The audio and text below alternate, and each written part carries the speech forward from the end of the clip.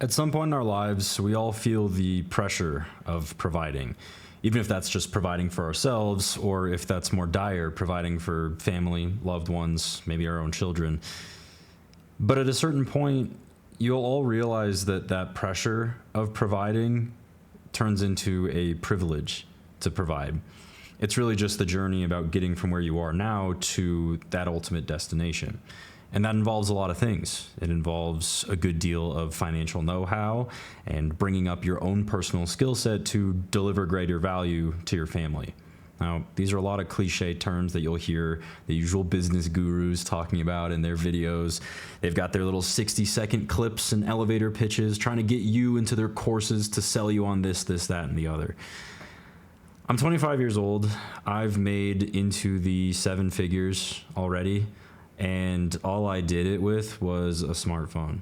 And I'm not here to pretend like I'm selling you a course or I'm doing this, that, or the other. I'm just going to tell you my experience with it, and it's another data point that you should consider when you're approaching your own life and how you might be able to better your own financial situation. It doesn't make me happy to see guys in positions that I've been in previously continuing to struggle, running a rat race or feeling like they're stuck on that hamster wheel, moving forward, but not actually making any progress at all. I don't want you to be disillusioned and caught in those spaces. Let's make all of this more practical and start with my own personal story. So when I was in college, my grades were not so good. I was greatly concerned that after I did graduate, I would have not much of a prospect for any kind of employment. Especially with my degree being business finance, I had some prospect of ending up as a lackey at some company, but not much potential for it to be a quote-unquote good company, and especially not much potential for me to move up those ranks and get to positions where I'd be able to afford nice things or a comfortable lifestyle. I'd almost assuredly be stuck in a place where the prospect of owning a home was beyond me, inaccessible, right? So I also started questioning why I was on that path in the first place. If I was to decide that finance was the way for me to go, would it be a life that would be all that fulfilling for me?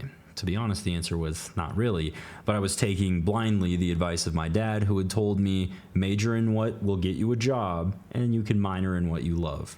So I minored in philosophy, and I liked to think in my free time, but the best thing that I learned in my philosophy minor, not at all the takeaways of this philosopher, that philosopher, some dude in Greece who died thousands and thousands of years ago. It was instead a set of logic courses that I took. And ever since I went through them, it made it really apparent to me that I think everyone should go through a logic course at some point in time or another. At the very least, understand basic logic. Now, there is this concept of logic, like an abstract term. You look it up in the dictionary and see what that means. But I'm talking more practical. These classes, specifically Logic 1 and Logic 2, were focused on critical thinking and various forms of reasoning. If someone gives you a certain premise and combines it with a separate premise, can a third conclusion be adequately reached? Is it logical? So we'd play mind games like, for example, all cats are mammals, but not all mammals are cats, of course. Or if you were to phrase it in a sense where there is a conclusion, all cats are mammals, Lindsay is a cat, Lindsay is a mammal. That follows, right? There's a lot of different frameworks like that. Now, you might be thinking, okay, what does this logic have to do with anything? You know, let's say you work in construction. What does this kind of reasoning actually have to do with, you know, pick up this barrel, move it over to this location, deal with this, deal with that? There's logic everywhere. And I think the earlier you start to develop a strategic sense as far as your career is concerned, and again, this applies to all careers. It doesn't matter if you're an electrician, if you're a plumber, or if you are the CEO of some Fortune 500 company. This trait is apparent in every single setting. You're going to want to look for patterns, and you're going to want to look for ways to maybe sway others to your opinions, convince them of certain things that you believe, or at least as you're observing the world, come to conclusions yourself. If you notice that there's certain materials that might be better suited for a certain thing, you'll pick that up pretty quickly. Guys who build homes develop a insane amount of skills in just their first 365 days of working. Whereas the day one version of them and the day 365 version of them have wildly different understandings of what materials are used in what cases, how to best approach installing some kind of tile, or what have you. I've never worked in construction, so forgive me if my metaphors are off base. But I think you can all understand that when you've done something for long enough, you start to get kind of good at it. And the better you get at something, the better you can charge for it. Now, there are definitely fields that disobey this. There are people who charge disproportionate to the actual value they're providing. I believe that these people are a variant, let's call them a distant cousin of scam artists and con artists, but it's not always the case. You can imagine someone like an artist, someone who puts a certain amount of ink or paint on a canvas and then sells it for millions of dollars. What's to say that someone else doing those exact same movements, putting those exact same paint blobs on the same canvas could not sell it for the same price? Well, the honest answer is because they lack the recognition. There's other issues like this with luxury brands where they have the heritage and so they can charge exorbitantly for products whose quality is not always up to par. But when we're talking more practically, and this is especially the case in a lot of pragmatic fields and male-dominated fields, particularly mathematics, engineering, science, construction, labor, we find that across the board, the better value you deliver, the better skills you have, the more likely someone is willing to pay for your services. If you are a fitness coach, you're a personal trainer, and you've just gotten your certification from whatever online board you went and got it from, and you decide to go out and find work, you're probably going to be working at a chain gym as one of their basic on-staff personal trainers. Going to try and work up your clientele, and maybe if you're pretty good at it, you'll be making somewhere in those 60, maybe 100,000 if you're quite good per year. These are rough estimates. But imagine if you were a personal trainer that ends up in a network of Hollywood personalities, celebrities, etc. They need to get ready for a movie. They need to be in the best shape possible. They can't accept any excuses. So they're looking for the person who is the best. If you've established yourself as the best, how much do you think that Brad Pitt is going to pay you for a physique routine as opposed to Joe Schmo who's just attending the local gym to try and lose some fat? This is where you start to position yourself. You guys start to understand, okay, like what does it mean to actually be the best of the best? Now, that's really daunting. To a lot of young guys, you might be looking at your life and thinking, dude, I'm not good at anything. You know, I genuinely don't think that there's anything that I could be like top 1% in or top 10% in. That's crazy. To be honest with you, you just need to be top 50%. A lot of times people don't realize that the average civilian, the average individual, the dude next door, doesn't think this deeply about life as you might. They understand that if they get good grades in school and they go to the right job fair and they meet the right person, they shake the right hand, they say the right things in an interview, they end up with the right job, they get the right pay, they live the right life. But there's something more than that. They're not really living with intent. They're living as if it's what they were supposed to do the entire time. They should do this. They should do that. There's an implication that it's more of a checklist life than it is one of passion and desire and hopes and dreams and things that you really want to pursue. Not that there's anything wrong with those lives. You can definitely afford to provide for the people that you care about. It promises safety and security. When we're talking about trying to make yourself better or developing a skill or improving some part of your existence and what you offer to this world, that's more speaking to who you are at your core. The spirit of you as a man is hungry for betterment. You exist to do way more than whatever you think has been going on in your head this entire time. There's tons of motivational speakers that will say the exact same thing. You imagine yourself growing up, you're around with these kids that can barely make full sentences, and then you're finally graduated and out of college, and you look at their lives and you're like, how did he get a job at Charles Schwab? How did he get a job at that law firm? He's a doctor now? How did he pull that one off? And you look at your own life and you're like, I'm sitting here with a bong on my living room table, 3 bags of DoorDash sitting to my left, thinking about, should I go to McDonald's or Wendy's tonight? What have you really accomplished? And what do you plan to accomplish? You thought that those guys were worthless. They weren't going to go anywhere in their lives. And now it's the other way around.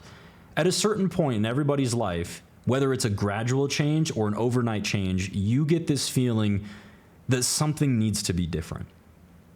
And how do you actually make it different? It's one thing to want it. Everybody wants the nice car. You all have a dream car. You all have a dream house that you want to live in, a dream state, a dream lifestyle, a dream country that you want to go to, a dream vacation, the dream girl. All of these things, there's one of those things or multiple that resonates strongly with you. So why haven't you gone and gotten it yet? Well, I can't afford it. I can't do this. Okay. Oh, all right, then it's on to the next questions. What are you really doing to move toward that goal? And a lot of people will then take this opportunity to make excuses. Some excuses are valid, but you have to understand that the only excuse that you're making is telling people that there's a hurdle in front of you. If you've ever seen someone do track and field and they're running and they need to jump over the hurdles, can you imagine if one of those athletes said something like, oh, it's going to be so difficult to get to the finish line. Look at all these jumps I have to make. Oh, that one's taller. That's ridiculous. I can't do that. Okay, then don't. You have two options in your life, either to complain or to commit yourself to what you actually want. If you complain about these circumstances, they're not going to get better. Maybe there are some things that you could do as far as activism if you're concerned about the society and it not allowing people to get successful, but there's numerous exceptions to that mean. There's a lot of people today that say, oh, it's impossible to buy a house. It's extremely difficult compared to what it used to be, say, 10, 15, 20 years ago. 100%. It's definitely more difficult. You'll have people comparing their sub 3% mortgage loans, 2-point-something% on their mortgage, and you're looking at getting a house and it's 7%, 8%. You can't afford that. It's not fair. The hurdles have gotten taller now. So it's impossible, you'll probably think. At some point in your head, you might think, yeah, it's unreasonable. I can't do that. I'm priced out of that. I can't do it. Well, you might not be doing it, but statistics show that there are some people who are still doing it. How are they pulling that off? There's something different about their life that you don't have. A lot of people would then make that next excuse and say, well, it's because their parents are rich or their parents have helped them make that purchase. In a lot of cases, this is also true. There's great statistics that show that a lot of kids or, millennials and older Gen Z have had parental assistance in getting their first house, at least with the down deposit or maybe with the first couple months of pay. But there's still people out there who have gotten a house without that. So what's different? That's a question that you need to be asking yourself and also just observing. The best thing that you can do is observe the world around you. And I'm not talking scroll on TikTok and doom scroll. I'm talking look at the people who are successful, but don't listen to what they say, look at what they do. The best takeaway that you can get out of watching motivational videos is actually not the words coming out of these people's mouths, but the fact that they've posted the video in the first place. Now, I'll put a disclaimer here and say I don't make my main source of income from these videos in the slightest. It is probably going to take a year of consistent YouTube posting before I get any income from this. The vast majority of my success has come from developing a skill, showcasing that skill to other people. In this case, I've done it on social media, and then monetizing that skill. People come to you, they see that you are skilled, they see that you have knowledge, they start asking, hey, can you help me with this? You volunteer your help, they exchange goods, they exchange funds for your goods and services, and you might be good enough that it could become a full-time job for you. That's what I've done. So when you look at patterns in motivational videos or from any video that you see online, look at what the person is doing. Go look at their other social media pages. Do they have other social media pages? How are they approaching life? Remember that this is a content-focused approach. It's very easy for a lot of content creators to be biased in this regard. They believe that everyone should be making content. No matter what it is that you do, you should always put those videos out there.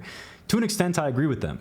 But I also think that there's a crowd of people that aren't quite equipped to make videos like that. That doesn't mean that you can't make content at all. I think it's absolutely a major setback for any business that you start or are involved with, and for your own personal career, if you're not posting some kind of content that's related to it. I'll give an example that I gave to one of my personal friends. One of my personal friends is interested in pursuing corporate real estate. And so he's done a lot of research and talked to a lot of professionals and put himself out there in a lot of regards. He's had to work his way through a number of different financial internships and other odd jobs like selling insurance to get to a point where he feels like he has enough of a repertoire to start getting into that world. And he's always talked about it like that's really his end goal. Like he really wants to do that.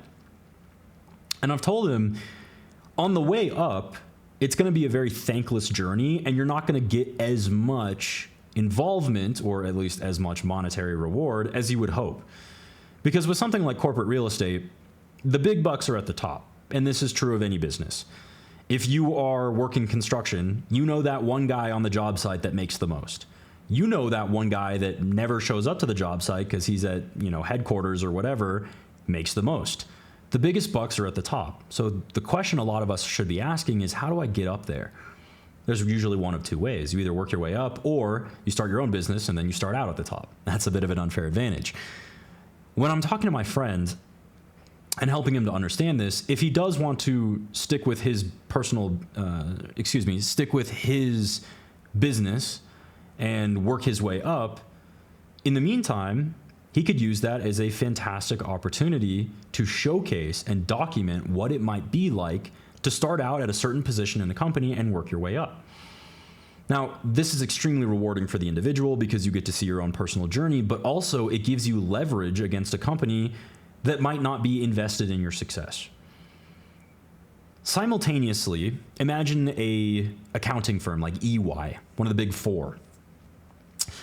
If you get a job there and your goal is to work your way up and you start documenting videos about it, let's say you garner quite a large following. You have a lot of other people that work in accounting firms. You might even have people that also work in EY watching your videos, really appreciative of the relatable content or something that you tackled in your own personal line of work. And as you start to develop your skills, you might be able to share your skills with others in the industry to make them better at what they do.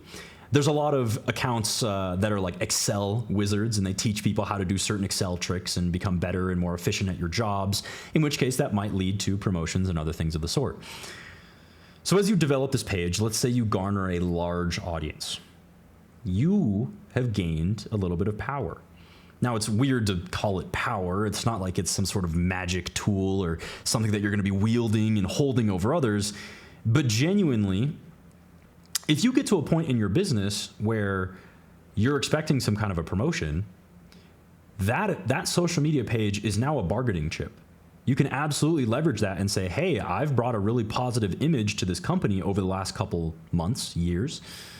I have a lot of people that support what we do. I've potentially brought in new business. I've been a bit of a rainmaker, even though that's not my position. That is very significant. That's something that an ordinary starting position, entry-level EY employee will not be able to do. Typically they would not be able to do that. So you've just differentiated yourself. You've just given yourself an advantage. And the only thing that you did was post a 60-second video every day, every other day. For a lot of people, it can be a significant boost to their career potential. And so I'm empathetic to social media influencers who say that you should all be making content. If you're not making content, you're this, whatever. I think genuinely, a lot of us are just not built to make content. How we speak in front of a camera, maybe it's awkward, maybe it's not so fluid, maybe we don't have that flow with the way that things come to our heads. Whenever I take these videos, they're completely off the dome. They're not scripted. I don't have a bullet point list in front of me. So to some people, they might think I would never be able to do a 60-minute video off the dome, like completely out of nowhere. I understand, and I do empathize with you because 3 years ago, I would not have been able to do the same thing. But that doesn't mean that it's something that you have to do. And although it is a sacrifice, you can absolutely spend that time engaging in other things. If you don't want to have your face on camera, you could do voiceovers. You could be speaking on a microphone behind the camera. If you don't have words come to your brain quite easily, or doing things improv style is not as natural as you would hope it to be, you could absolutely have an AI service write a script for you. and then go about things that way. Now, I think that there might be some loss in terms of authenticity that might come with a lot of these pieces of advice. And so I default to the final option, which is you don't have to post. You don't have to make social media posts. And if you did want to post on social media that's not video style or, not with your face on camera, X is a great option. There's a variety of ways that you could get your thoughts and ideas out into the world and see what kind of reciprocation you get. Now, I do have a personally held belief that I should tell you guys, and that's that some people have the spark and some people don't. And I see it very early on. I see a lot of influencers, they get started, I watch their content, and I immediately know from day one, this person's going to be huge. My two best examples of this would be Sam Sulek and Togi. I was friends with both of them before they exploded. Sam Sulek and I were mutuals. We'd DM back and forth back when he had 10,000, 15,000 followers. I think it was actually before then, maybe even 5 on TikTok. And that's just one of those people that you see their content and you immediately know, it clicks in your brain, this person is going to be huge. And it was the same with Togi, the way that he spoke naturally in his videos. He had a natural sense of humor to him. He had a weird, mysterious drive about him where he didn't want to give up no matter what obstacle was thrown his way. And he was very creative with the ways that he approached his problems. I gave him little bits and pieces of advice, but he did 99.9% of that on his own because he had that certain star factor. This can be discouraging for some people if you're approaching social media that way. And so my best piece of advice is go a different route. If you know that social media is not for you, totally okay. You need to find a different way to make your business, your brand, your job, your own personal career, even if you work for one of the biggest conglomerate companies in the world, there's nothing wrong with that. But how can you make yourself a better cog in that machine? That is huge. So let's dissect that latter half. When we're talking about someone who is potentially pursuing employment, not self-employment, it gets frowned upon a lot in this era. And it does make me upset because I am self-employed, although my employer, quote unquote, is my clients, the people that I am conscripted to do marketing work for, and all of these other things. I technically have employers, but tax status, whatnot. Am I employed? Not really. Am I self-employed? More likely. You are your own boss. I don't have to wake up at 9 a.m. and show up to an office somewhere every single day, or wake up earlier and get there at 9. And a lot of influencers glamorize the fact that they don't have to do that. I don't think there's anything wrong with doing that. If anything, I think a lot of influencers are living lives as if they are man-children because they don't have structure in their day unless they forcibly implement it. So a lot of these guys, they wake up at any time of the day, they post content whenever they remember to post content, and they kind of just float through life milking their followers and seeing how many nice cars they can get, how many new houses they can get, all of these different things. There are bad influencers and there are good influencers. Bad and good is a little bit too extreme, but there's a spectrum of their contributions to society, shall we say. So if you find yourself in a position where you are looking for an employer, there's nothing wrong with that. I don't want anyone on the internet to tell you that you're doing it wrong, get out of the 9 to 5, you're never going to be successful that way. It's complete horsewash. It's complete bogus. If you are going to do the 9 to 5, you should understand that your connections and the people that you talk to and your impact as a person will be dramatically key to your own success. If you are someone who is a bit of a worker bee, you shut up and you do your work and then that's it, you will have a life that fits that. Absolutely. And there's nothing wrong with being a worker bee. If you know that that is your skill and that's what you're really good at, you should absolutely put that to use in a case where someone needs a hard worker. Now, they're not going to count on you as a visionary, but they should count on your work enough that you are rewarded more than people who do not have that same sense of drive and that same sense of work ethic that you do. If you're someone who might have those visionary traits, those visionary capabilities, the ability to look at the landscape or look at the field of the business and start thinking strategically about how it could position itself for better performance here, and there. Even if it's just within the confines of your own office, you've noticed a inefficiency that people are just doing wrong, and you're able to leverage that through the connections that you have, that is dramatic.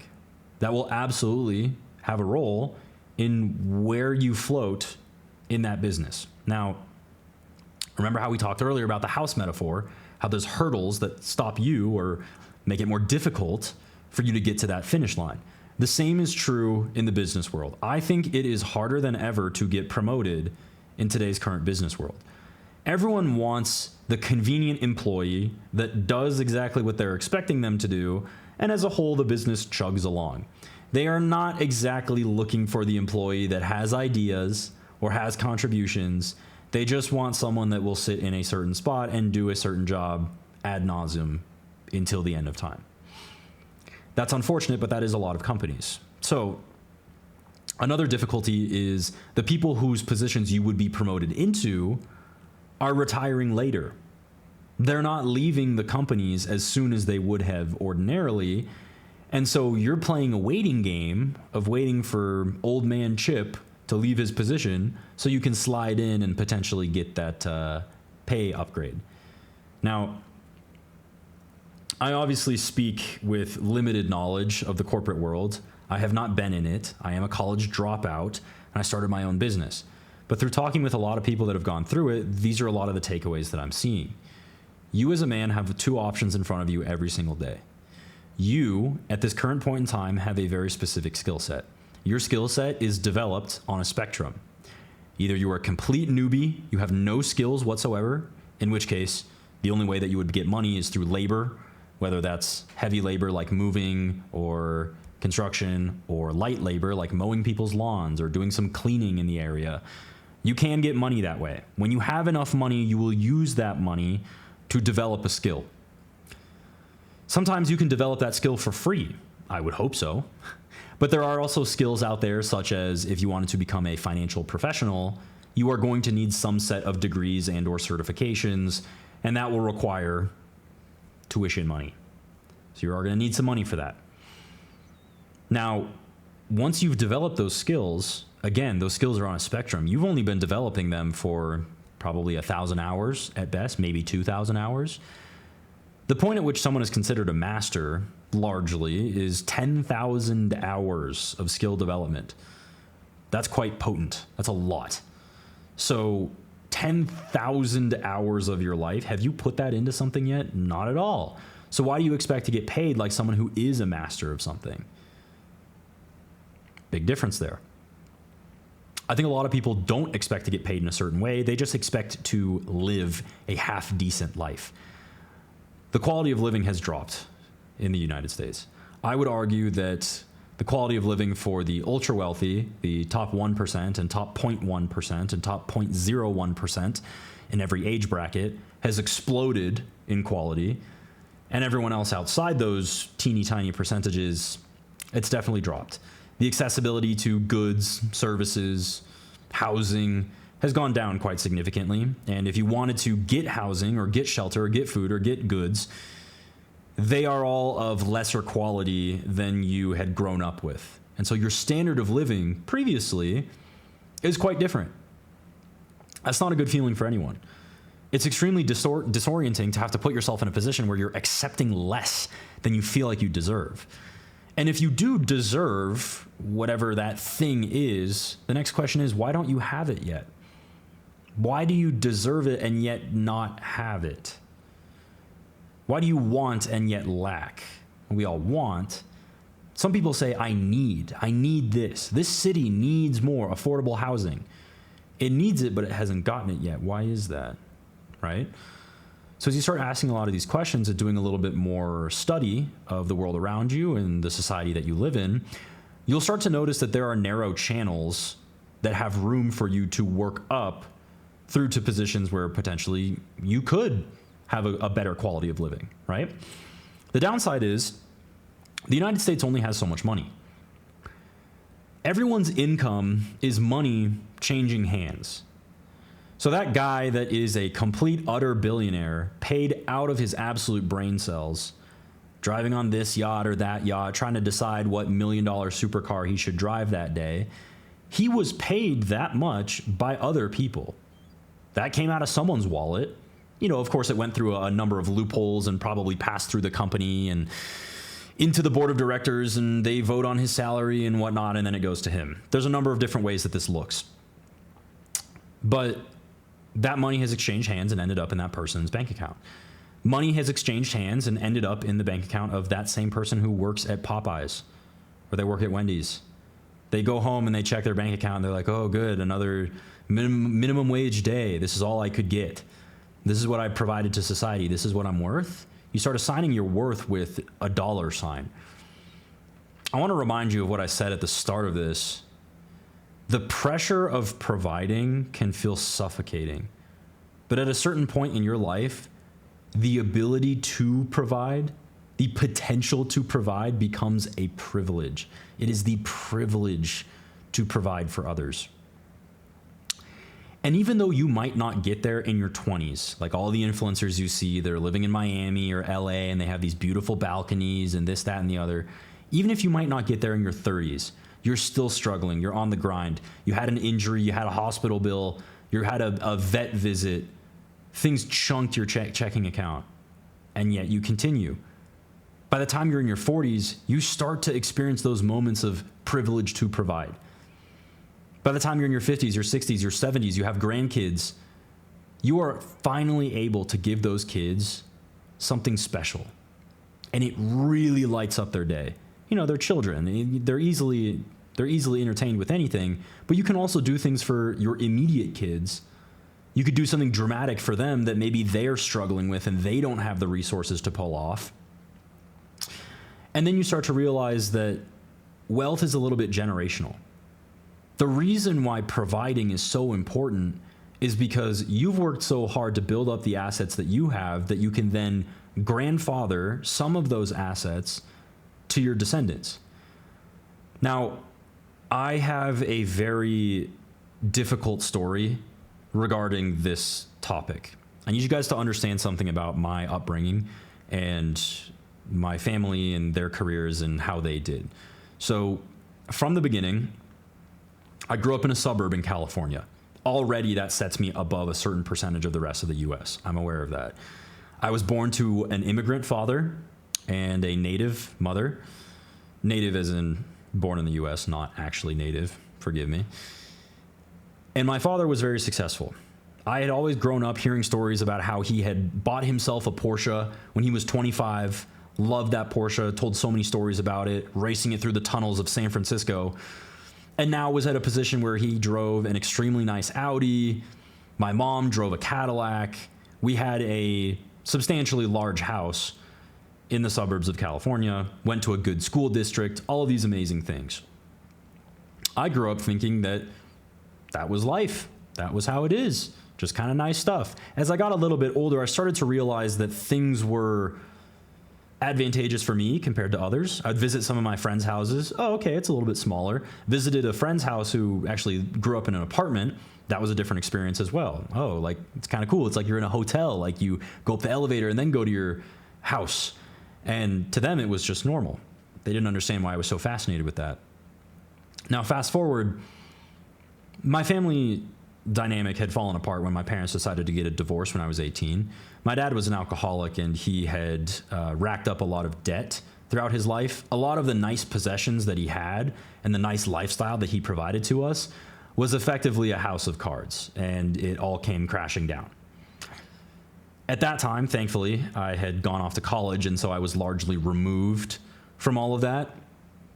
But I was still feeling the privileged effects of it. He was taking out more debt to afford to pay my college, and that's why I thought that my parents were just covering my college tuition. I never had to deal with it. Now, that story about the Porsche, my mom sat me down one day, and I mentioned it to her, and she said, oh, well, that's funny you say that because your grandfather bought him that. My dad was not self-made. He was a spoiled rich kid. I had heard stories about how he would take a limo to school when he went to a certain private school back in Turkey. I had stories of how he basically was showered with every possible thing he could have wanted, and he got to live the trust fund kid lifestyle, going off to London and being a DJ for a bit before deciding to come to the US because it sounded fun and exciting. Found a woman there, wooed her, got the nice car, got the nice house. All of these things that he just got, but how much he contributed was somewhat limited. Even with the nepotism plays from his dad and the strings pulled to get him into better positions that he would have had access to if he didn't have that. Brushing shoulders with folks at Google and vice president roles and a lot of things. He was a very established man in his career. But I experienced none of that. All of the money that my grandfather made when he was very successful in construction, he owned one of the largest construction companies that was in that region of Europe. And the amount that he was able to give to my dad and the amount that my dad gave to me, none of it came through. I did get tuition for college, but I dropped out. It didn't end up getting used for anything. And my finance degree is collecting dust. Well, collecting dust at the university because they never gave it to me because I never graduated. My point being is that regardless of your circumstance, there are a lot of people that grow up with a lot of opportunity. There's a lot of people that have that opportunity only because their parents have worked so hard to provide that to them. That is not something that you can hold against another person. That is something that you can wish was present in your own life, but it's not. So the person you should be comparing yourself to is not the child of that successful person. You should be comparing yourself to that successful person. Ask yourself, did they have a successful parent? Did that parent have successful parents? At a certain point, the answer is no. This person kind of just had to figure it all out. And once they figured it out, they're able to put life on easy mode for their descendants. But that doesn't always happen. That success that you provide to your descendants could be easily squandered. I watched my dad squander what he had given to him, and by the miracle of God, I was able to find a pathway to get it back in my lineage, if you will. I like people to understand that in a lot of low-income areas, for example, I have a friend who has a very different lifestyle experience than me. His parents are immigrants from China, and they owned a convenience store in a rough part of town. They owned that convenience store because it was the cheapest real estate that they could potentially get their hands on. In the upstairs area of that convenience store was their bedroom, and that's where they slept. They had nothing. They didn't really have much to give, but they were able to get to the US, and they believed that in the United States, there was some pathway to upgrade your social status, whereas in their home country, it was not possible. So my friend grows up with a lot of pressure on him. Logically, they want to see their son get good grades because they've given him this opportunity. They say, welcome into this world. Please take full advantage of everything we've given you. Please don't squander it. And for a lot of his life, he did squander it. There was tons of moments where he was not appreciative of what his parents were giving him. He was dabbling around with recreational substances and this and that and what have you. And his grades were average, and his parents were very upset. But at a certain point in his life, he started to realize how much they were giving to him and started to act accordingly. You know, his frontal lobe developed, and he actually decided to get his life together. And around that time, he found himself in a position where he was able to make a pretty hefty amount of money, but it's not above American median. It's still pretty average as far as the nation is concerned, but it's dramatically better than his parents. Dramatically. So now he's in a position where he thinks to himself and says, in a conversation with me one time, my parents were only barely able to send me to college, and I'm still paying off my student loans, but I do have the money now so that I can send a kid to college and he won't have student loans. Or I could send a kid to college and then he could go to grad school after that. You'll notice that generationally, generation by generation, you unlock new opportunities for them. The modern day man is extremely selfish in the sense that he wants everything all in his lifetime. You want the mansion, you want the dream vacation, you want the vacation home, you want the beautiful girl, you want this, that, and the other, all in your lifetime. Is there a chance that you could get that? Absolutely, but you're gonna have to take so many risks to pull that off, and if it doesn't work out, you're gonna have nothing. It's all or nothing. Instead, if you look at things generationally, you play it more on a stable path, you understand the certain quality of life that you might be able to live if you're responsible now over the next few decades. And that choice could be dramatic for your offspring and for your children. But the issue is people are so selfish now, they want to take the money that they have and dump it into a car that they can't afford. They want to take the money that they have and buy that house and tell people like, oh, well, I got a house in my 20s, and brag about it and do all these sorts of things. But it's not accomplishing anything. It's their own selfish desire to possess and have trinkets and have nice things while they're in this world. Go on vacation, see this country, see that country. But none of it's being passed down. You're a consumer and you're consuming in excess within your own life. You're not exactly planning for the future. I take issue with people who are ultra savers, super savers as well. People who save and save and save. Well, why would you buy that? You can just skip that. Don't drink coffee and you'll save this much a year. Buy a Prius and you'll save this much a year because gas mileage. Live in a low income state, a low cost of living state. There's all these ways where you could cut corners and save and save and save and save. What are you saving for? All that money in your savings account, all that money that's now racking up in your Roth IRA, in your 401k, in your Social Security, whatever these things are. With all that money that you have saved, what is it going towards? So that you can not work at some point in your life? The people who want to retire are people who hate their jobs. If you love your job, the only reason you'd stop doing it is if you felt like your mental or physical decline made it impossible for you to work. Do you think pro basketball players want to stop playing basketball? Hardly. Pro football players want to stop playing football?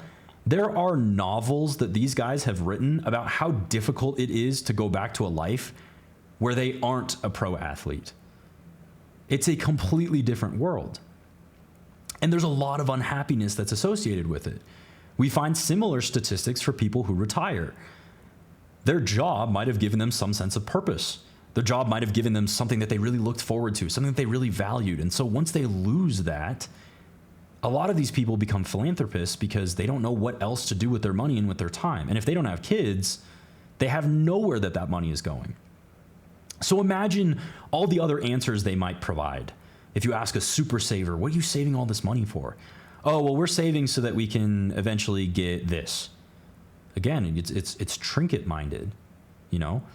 What are you really saving for? And this is the hard part, is that sometimes these people aren't saving for anything but for the sake of saving. They create this interesting dopamine response to putting money in their savings account, to buying another stock ETF, to investing a certain portfolio, a certain percentage of their portfolio into cryptocurrency and monitoring the markets and doing all these things and realizing, oh, the number went up, the number went up. They get that dopamine burst when they check their portfolio and the number's bigger than it was yesterday. Woohoo, I did the right thing, I'm doing good.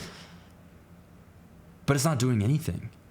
It's a digital number on a screen. We could go into a completely different conversation about how financial valuations are made and how these numbers are largely made up anyway. But what is it actually doing in your life?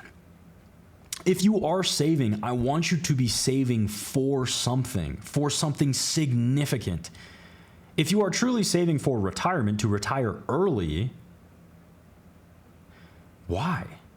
You should be retiring at the point at which your body has given out or your brain has given out, in which case you don't need as much to retire as you think you do. Now, with that extra money that you have available to you now, what are you going to spend it on? The answer is, in my eyes, you should be spending it on making the lives of the people that come after you that much better. Imagine a scenario, just like we talked about earlier, my friend whose parents worked at a convenience store. Imagine that across not just 2 generations, but across 5 generations.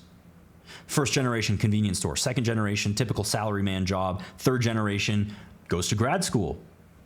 Engineer, maybe. Engineer to doctor. Maybe the doctor starts his own practice, creates something really significant, and then for his kids, he can bring his kids into his practice if they also get through med school and all these things. And then beyond that point, they've created a massive life-changing start for their children that they ordinarily would never have had. Is that unfair? Are they spoiled? Are they privileged? Of course they are, because any good parent would want to do more for their child. This is where Christianity takes their stance on things. If our God is a good God, a perfectly good God, wouldn't he want to do everything possible to set you up for the greatest success possible? Yeah, absolutely. That also includes not coddling you, not letting you touch the hot stove when you say, please let me touch it, and they're pointing at it and reaching their hand at it. As a good parent, you do not let your kid have what they want in that moment. So look at your own life. Don't you think you really want something? Maybe it's that girl in your class. You're like, oh my gosh, like if I was just dating her, life would be so different. What if it's that car that you've been looking at for weeks? Been looking on Facebook Marketplace and all the Auto Trader and all these sites trying to find a good deal on it. If I just had this car, like you know how I'd feel? I'd whip it through this road and that road. I'd take videos with it. You want these things, but you don't have them yet. And maybe the reason you don't have them is because that thing will actually hurt you. Maybe that girl in your class is a nightmare of a girlfriend, and she's not something that you want to spend the rest of your life with. In that case, if there is a creator, he's protecting you by not letting you have what you want. Maybe that giant mansion in the hills that you always thought you wanted, once you get in that house, it feels empty and lonely. Those beautiful marble tiles, they're cold. They're soulless. You have to scream your head off across the house to try and get someone to hear you because it's so gigantic. And a lot of you hear that and you laugh and you go, well, that's ridiculous. That's such a first world problem.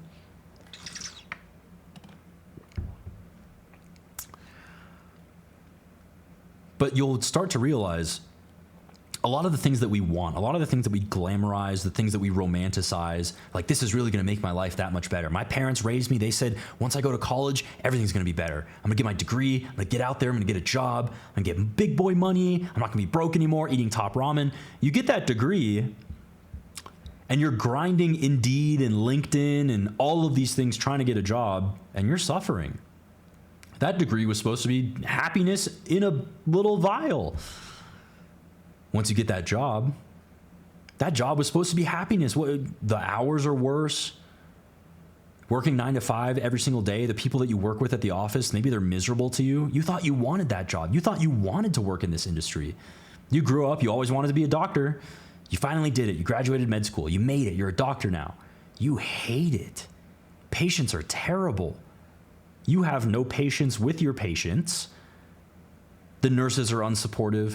It's stressful. People are relying on you all day long. It's killing you.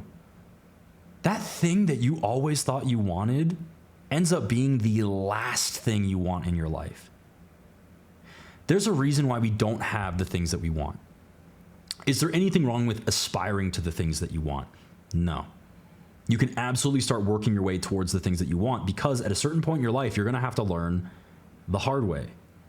Some of us get lucky and we never learn the hard way. Some of us get lucky, we're born, we like numbers, so we're going to be an accountant. You become an accountant, you love working with numbers. Your boss says, you having fun working with numbers all day? You say, sir, yes, sir, and you're eating it up like it's the best meal you've ever had. You love being an accountant. There are people like that and they get it right the first time around. There's people who don't. I'll tell you honestly, and from experience, a lot of us don't. A lot of us do not. Your only goal is to be as good as you possibly can be at whatever it is that you're pursuing. If there's something that you want, chase it. Actually try. You know how often I deal with people, especially in the fitness scene, that like to say things like, yeah, I want a six-pack. You know, I want to look like David Lade. I want to look like Alex Eubank. I want to look like the Trend Twins. They want these things, but they're not actually doing anything to achieve that. They're not willing to eat the right foods. They're not willing to sleep 8 to 9 hours a night. They're not willing to cut out alcohol, or at least limit their consumption of it. They're not willing to train as hard as they could be training.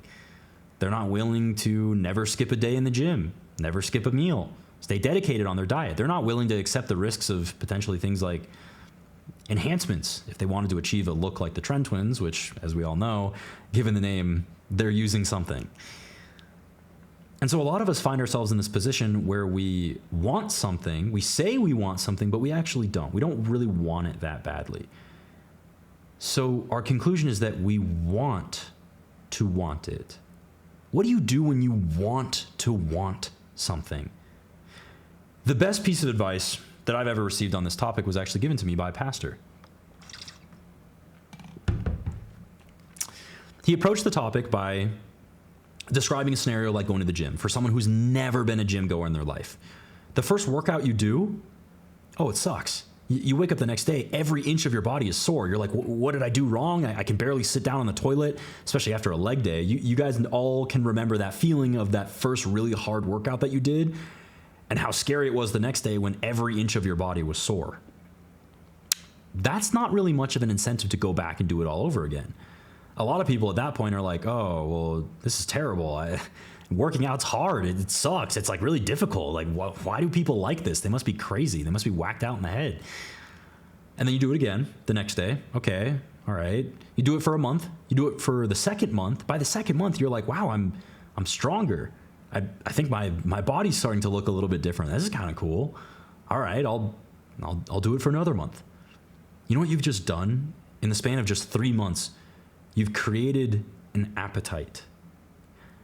If there's a certain food out there that maybe you don't like, maybe when you were 6 years old, you tried to eat broccolini and you hated it. You said, bleh, patooey, I don't want to eat this. Now you're 26, haven't eaten broccolini your entire life. You order a dish at a restaurant, it comes with a side of broccolini. You laugh to yourself, huh, I used to hate this stuff as a kid. And then you try it again. Emphasis, you try it again. And you actually realize it's not as bad as you remembered it being. You've just created an appetite for it. Now, if you really wanted to savor that broccolini and you really want to like it, maybe it's not a 10 out of 10 experience the first time you have it. The next day you try a different recipe of broccolini. You get a cookbook at home. You're testing out how to cook it properly, how to better savor this dish. How do you better savor the life that you want to live? The answer is live it. Sit with it. A lot of people also wonder, especially in such a digital era, how do you get good at reading? How do you start liking to read? We are so dopamine minded. If any of you have recently tried to sit down and read a book, if you're not a regular reader, it is genuinely a weirdly difficult experience. Your brain is racing other places and trying to think about new things. And I don't know, I'm not really getting as much dopamine bursting, serotonin bursting in my brain right now. Let's go do something else. If you sit with it and you read the book, spend an hour doing it, spend an hour every day for a month, 2 months, 3 months, 1 year, 2 years, 3 years. By the end of 3 years of doing that, you must have a really strong appreciation for reading. You've developed an appetite for reading. If there's something that you want in life and you feel like you say you want it, but not really, it's more accurate to say that you want it. You look at these guys on their Snapchat and they're posting their meals every day. They're posting how hard they're training every day. You're sitting back like, I wish I wanted it that badly. I wish I wanted it that badly. You have to start with something. Starting with something could be as simple as go to the gym 5 times a week. That's pretty easy. All right, I could do that. Well, you do it the first day. The second day, you're like, oh, I don't know, I got this thing going on. You know, I slept in. I'm not making excuses. Remember we talked about excuses? That's hurdles. Hurdles stand between you and the finish line. If you're a track and field athlete and there's a hurdle in front of you and you're like, oh, that looks too difficult, I'm not going to do it. You'd be an embarrassment on the Olympic field. Look at your life that way. The second you see a hurdle in front of you, run towards it. Run at it and jump. And even if you eat it, you completely fall over yourself. Like you go to the gym because you were feeling tired and you're like, I don't know, I don't think I should go. It's kind of a hurdle. You go to the gym anyways and you have a terrible workout. Oh, it sucked. At least you had a workout. At least you ran at that hurdle and you jumped and you still ate it and you smacked face down on the track. But you are way closer to the finish line than the dude that's still sitting at the start line picking his nose, looking at the hurdles going, that looks too hard. I don't want to do it today. Nah, I'll do it tomorrow. When you really want something, charge at it. Don't let hurdles stand in your way. If you want to want something, create that appetite. Start as small as you have to, but create that appetite. You want to know what it looks like to create an appetite for doing cardio in the morning? Have your cardio clothes out and ready, socks, boxers, shorts, shirt, everything you need on your nightstand, ready to go. You're going to wake up and look at that pile right there, and you're going to feel like such a loser if it sits there all day. So obviously you just get changed into it and you go do your fasted cardio. And you're going to feel a heck of a lot better that you actually did that. In life, you are going to have moments of adversity, and I want you to understand that this difficulty and these hurdles that are in front of you make you a better person. You do not get stronger at squatting if you're only squatting the bar. Well, the bar is easy. It's so light, it's so easy. It's great. Stop praying for less weight on the bar. Start praying for strength. Stop praying for less adversity in your life, less burdens to shoulder. Start praying for broader shoulders. That's the best way to approach things, because life is going to be hard no matter what. There are going to be people out there that make it look like their life is so easy. They sit at home all day. They do nothing. They get paid billions of dollars to post on Snapchat. They have their own adversities. They don't show them. Social media is a selective exposure to these things, but they have their own adversities. Everyone will face them. Stop worrying so much about the adversities of other people and start worrying about how you can absolutely obliterate the hurdles that are in front of you in your own personal life. You were put on this planet for a very specific purpose. You were not put on this planet to just respirate and become fertilizer under a tombstone someday. That's not your purpose. Human life has so much impact potential on the people around you, on your descendants, your potential descendants, even on your predecessors, on your parents. What you choose to do with your life can dramatically impact their lives. And it all starts with, what are you doing today to create an appetite for the life that you want? The wolf at the bottom of the hill is hungrier than the wolf on top of the hill. If you're sitting at the bottom of that hill and you're looking up at that life that you want, you're looking up at that car that you want, that vacation that you want, that girl that you want, look at your life and understand what's wrong with you that isn't allowing you to have that thing. If there's a girl that you like, do you struggle to interact with people socially? Work on it. How do I get better at talking to people? Create an appetite for human interaction. Even if you're an introvert, you can do this. Start small, start every day, start trying to talk to new people. You'll see guys online document their own journeys of talking to 100 people a day, trying to talk to 100 people a day, and they do it for months and months and months. Look at their last video compared to their first video. It is a night and day difference. If you believe that you might not have the life that you want or the girl that you want because you're not attractive enough, why are you not taking care of your appearance? Create an appetite for liking what you see in the mirror, in fitness, in hygiene. Pluck your eyebrows for all I care. Do your hair, get a new pomade, change up how you do your beard style. Shave if you don't have the ability to grow a beard. All of these things factor into the kind of life that you're living. What decisions are you making? Are you taking steps towards that finish line, or are you sitting on the starting line, picking your nose? Don't be afraid of the hurdles that are in front of you. I want you to look at those hurdles, and even if your heart is filled to the brim with fear, you start sprinting at them. I don't care if you have to do it afraid or if you have to do it with confidence. If you're gonna do it, just do it afraid. Do it confident.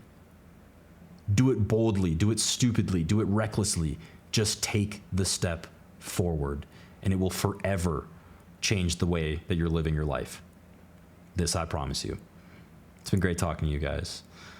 I'm really hoping that the rest of the episodes in this series will be helpful for you, and we can have more dialogue about other things that have been on my mind in the recent months.